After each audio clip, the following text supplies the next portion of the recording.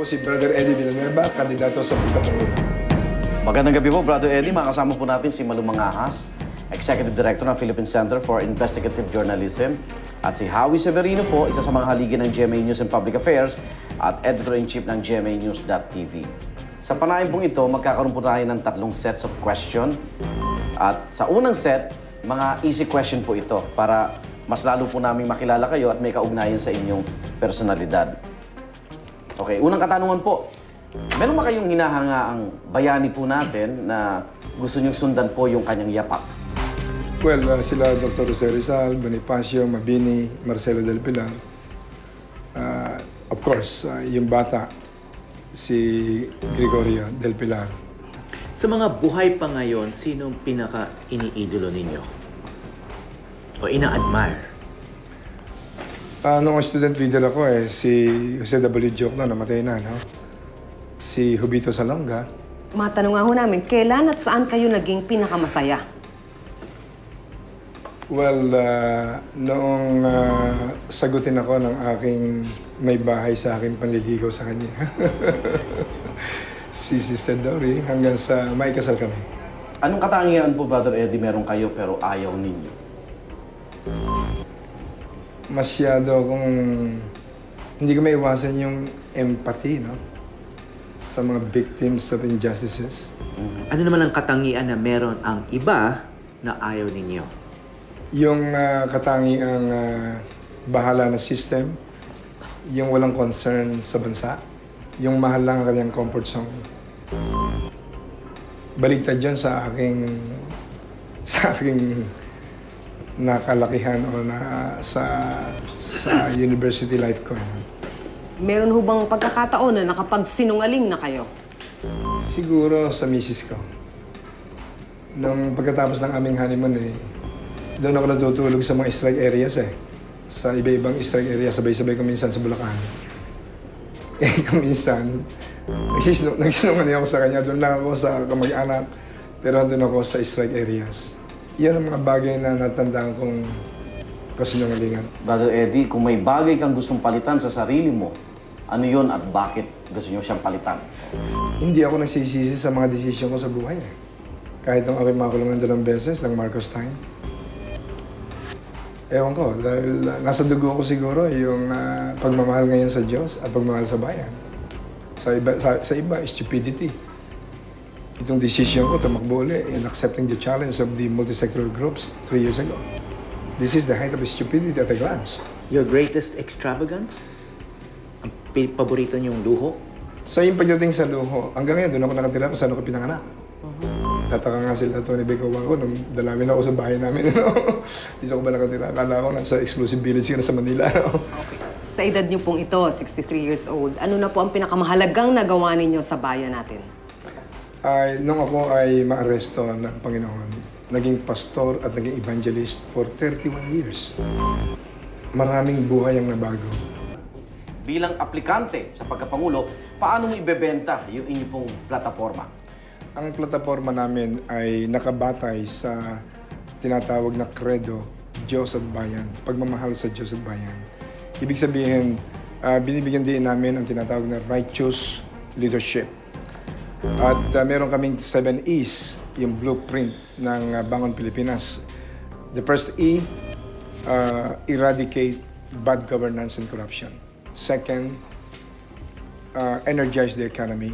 Third, elevate the living standards of the people. And then, empower the people, emancipate the people, educate the people. Last but not least, sa 7 E's, yung tinatawag namin establish peace and order in the land. Kung mapapansin natin yung blood, yung substance and blood nitong 7 E's nito, it can answer the domestic and international problems of the people. Okay. Magbibigay kami ng 10 issue po, Brother Eddie. Pakisabi po kung ano yung mga konkretong programa ng inyo pong ihahain sa amin. Edukasyon, paano po? Sa education ay aming re-reviewin ang curriculum at saka ang mga textbooks na napasok ng corruption. At bibigyan namin ng diin yung accessibility ng education sa mga mahihirap. We will see to it na every province has a state college or university with modern libraries. Sa healthcare po, kalusugan. Yan din ang aming we will see to it na bawat probinsya mayroong tertiary hospital at plano namin i-modernize ang Philippine General Hospital na ito ay maging competitive sa Makati Medical Center, St. Luke, para kahit may hirap, mayroong karapatang makatikim ng world-class medical treatment. At of course, yung medical insurance. Corruption po. Aming implement yung tinatawag na genuine transparency and accountability policy na magsisimula mismo sa Office of the President. Natuklasan namin na ang corruption ay binubuo ng dalawang aspeto, wholesale and retail. Yung wholesale, 80% of the corruption ay doon nagagaling mismo sa Office of the President, yung 20% doon sa rank and file.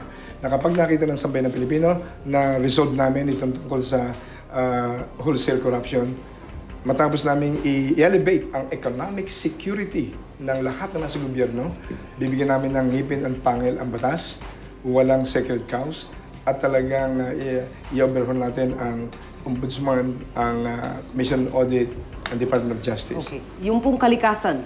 Kalikasan, we will implement to the fullest all existing laws for the protection of our environment, katulad ng Air Clean Act, Water Clean Act, itong Solid Management Waste Act, itong bagong batas ngayon, itong Climate Change 2009 Act.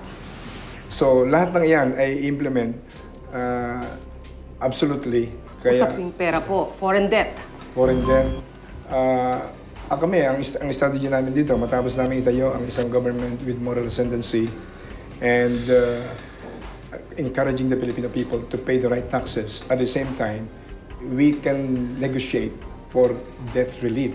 Follow up po, taxes at pork barrel. Una sa taxes, we will emphasize progressive taxation. At kapag nakabawi ng ating economy, na-implementa namin yung economic centerpiece namin, yung small, medium enterprises, massively, after establishing the strategic economic growth centers all over the Philippines.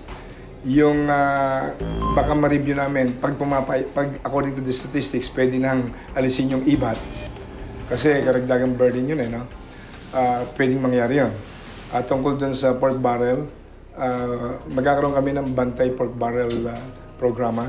Yun pong unemployment o kawalan ng trabaho. Yun nga, magkakaroon, ibubuhos namin ang malaking bulk ng perang matitipid natin sa corruption sa tinatawag na modernization ng indigenous agriculture. At kasama na rin dyan yung aming entrepreneurial high school program. Ibibuild namin yung partnership ng local governments at saka ng communities at saka ng mga teachers para sa entrepreneurial training center. Nang sa ganoon ay magkaroon ng yung engine of economy sa mga probinsya ay bumilis. Reproductive health and population. Reproductive health, as I have said many times, we are against all forms of abortion because abortion is murder per se. But we are for sound family planning and responsible parenthood program. Ngayon, dahil controversial bill na yan at hindi nakapasa, immediately upon the assumption of office, if ever elected, we will order the immediate comprehensive review of this controversial bill. Yung isa naman, yung population. We believe na kung ma-resolve natin itong poverty issue, once we succeed in transforming our economy as a robust economy that can provide jobs and income to our people, that is the answer to poverty alleviation issue. So you'd be in favor of government funding for artificial contraceptives, condoms, pills, IUD? As of now, our stand is that we want to respect the freedom of the married couple. We cannot just be reckless in allowing spending public funds, especially for these contraceptives to especially to young people. We respect the sacredness of the family. Charter change? Charter change. We are envisioning to really support the need for charter change in the middle, probably by 2013 election. But this will be absolutely for constitutional convention. Insurgency at national security? We will challenge now the leftist rebels, the rightist rebels, and the Muslim rebels. Show now your patriotism to your country. Show your love to this country. Submit to this particular commission all your legitimate demands minus illegitimate demands. And I can guarantee you 101% support of Bangon Pilipinas administration. But if there are some groups who are stubborn, and trying to insist in demanding illegitimate demands, whimsical and capricious, inimical to the national interest of the country, I'm sorry, this government cannot be blackmailed, corrupted, nor be threatened, if necessary, after exhausting all peaceful means, ready to declare war against anyone. This is our stand.